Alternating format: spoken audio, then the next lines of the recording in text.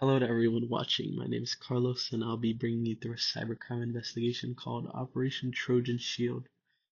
My analysis will start with the affidavit itself, written by Special Agent Nicholas Chevron, seeking digital evidence linked to a Gmail account used by a transnational criminal organization, also referred to as TCO. So the video will cover the affidavit's legal foundations, discuss how both probable cause and particularity were established, identify the key players tied to the case, and lastly end things off with a timeline that sums up the operation. As for the background of the case, it stems from Operation Trojan Shield, which is a joint investigation with the FBI and overseas partners from both the Australian Federal Police and Europol.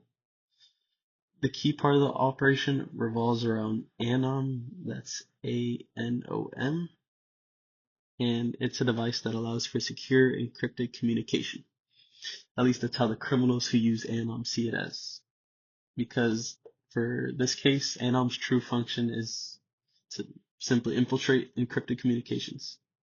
And these devices like these are prevalent in the criminal world since they allow for safe discussion of important details such as drug shipments and money laundering. But in this case, the federal agents were actually capable of monitoring the messages that were sent through the devices. I'll now be explaining the affidavit. As we know, Special Agent Chevron filled out the affidavit, and this was done on May 17, 2021. It sought a warrant to search data linked to the Gmail account labeled here at explaindavis@gmail.com, which was believed to belong to a person of interest identified as Liam Davis. This account was suspected to be connected to a criminal organization using the Anom devices discussed earlier to coordinate drug trafficking across international borders. As for the establishment of probable cause, it was done so by observing a series of tracked transaction records, communication patterns, and device identifiers.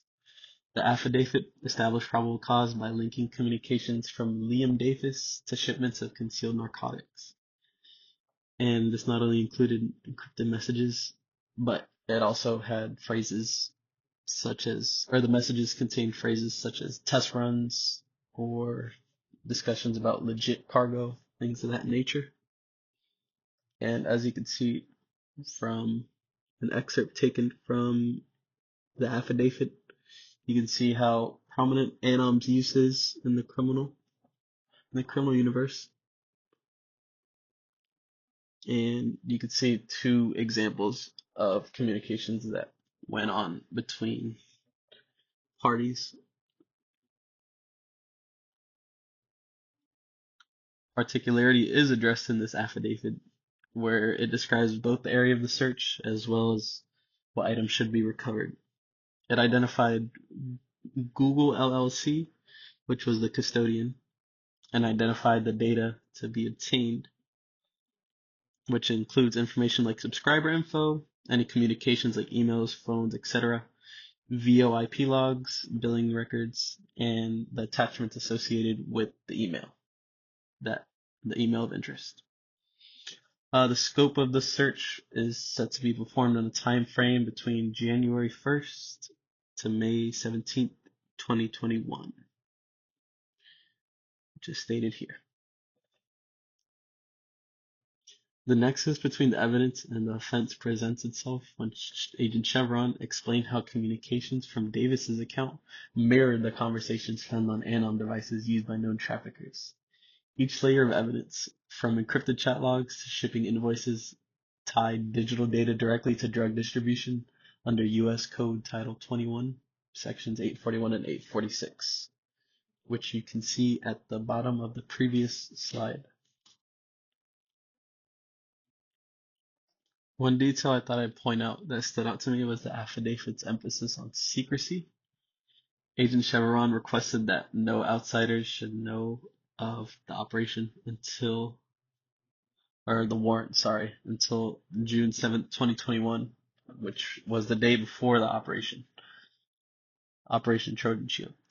And the reason for this being is that the operation could have been jeopardized, running the risk of targets fleeing, tampering with evidence, or even putting the human source at jeopardy. Not the human, the confidential human source at jeopardy, which is the person who helped deploy Anon. Now we'll take a look at the key players that were involved. Starting with the defiant, we have Special Agent Chevron, who provided the ins and outs of the case. He led the investigative process and recorded and provided the digital evidence, communications, and affiliations between the suspects. He also coordinated with multiple agencies, as discussed before. We'll move on to the CHS, the confidential human source, who helped out Agent Chevron. I don't exaggerate when I say that they're a key person in this case, as it was thanks to their help that Operation Trojan Shield even got initiated in the first place. The CHS helped both in developing and distributing the Anom devices, and was done so all under the supervision of law enforcement.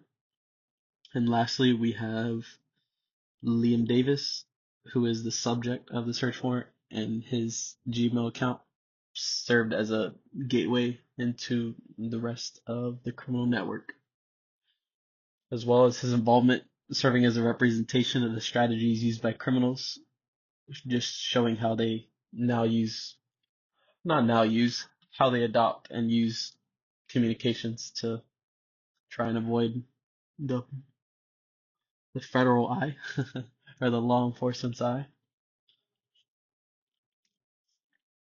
Here I have a visual timeline that helps put into perspective how the case unfolded.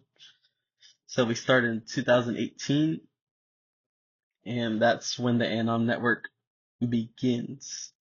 And from there, it only grows, eventually becoming popular in the criminal world and being a tool that they use already by 2020. And by early 2021, the FBI had gathered enough evidence to link key accounts like Liam Davis's email to drug shipments. And then this affidavit had a seal. And then on June 8th is when the operation was announced publicly.